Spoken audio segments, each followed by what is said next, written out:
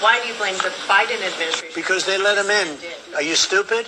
Are you a stupid person? Because they came on a plane along with thousands of other people that shouldn't be here, and you're just asking questions because you're a stupid person. Why do you blame the Biden administration? Because they let him in. Are you stupid?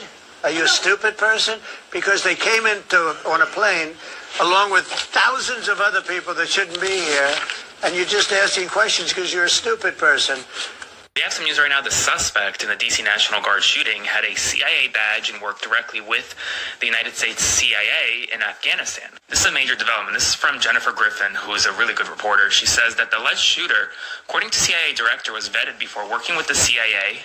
He was with the CIA task force in Kandahar in Afghanistan during the Afghan withdrawal. He was vetted in 2021 when he came into the United States of America, and there were no ties to terrorism. She then confirmed that he applied for asylum in 2024 and was approved for asylum under the Trump administration in April of this year. There's so much rhetoric online right now that this is President Biden's fault, this is the fault of Democrats, but this is someone who had a CIA badge, worked directly with the CIA, was very trusted, vetted multiple times, and was approved for asylum by this administration. So it's important, before you start blaming one party or the other, just get your facts straight. You plan to attend Sarah's funeral? I haven't thought about it yet, but it certainly is something I could conceive of. I love West Virginia. You know, I won West Virginia by one of the biggest margins of any president anywhere. And it's, you know, these are great people. I love the people of West Virginia. I love the people of our country. But I haven't given it any thought, but it sounds like something I could do, yeah.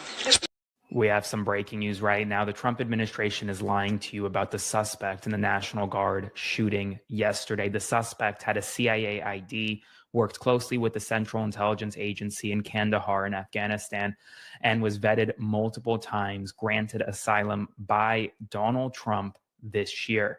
And yet there is this narrative being spread right now that this was somehow President Biden's fault, that he wasn't allowed in the country without proper vetting. None of that is true, and I need your help to spread the word to get accurate information. So like, comment, share, and subscribe to boost this. And also consider subscribing to my Substack by clicking the link below, because there's bombshell news at this hour, even on Thanksgiving. Jennifer Griffin, who's a very well-respected reporter, says that the alleged shooter worked for the CIA in Afghanistan out of the Kandahar base, according to John Ratcliffe, who is Donald Trump's CIA director. The shooter was vetted before working with the CIA by the National Counterterrorism Center and the CIA. He was with the task force in Kandahar. During the Afghanistan withdrawal, the CIA airlifted, with the help of the United States military, many Afghan allies who had worked with the United States government and took special care of those who were badged and worked with the agency. They were taken to bases in Qatar and Europe, and then onward to military bases in the United States, where further vetting was supposed to take place. Having a CIA ID would have put him in the, quote, vetted category. Nothing in his background when he arrived in the United States on September 8th, 2021, suggested links to terrorism.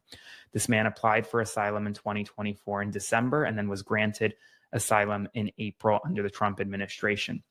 So here's kind of what happened there. This is from a nonprofit that works with Afghan SIVs like the individual. Essentially, he served in NDS-03, one of the elite counterterrorism units operated by the CIA with direct United States intelligence and military support. He was evacuated by the United States military in August of 2021 after the fall of Kabul.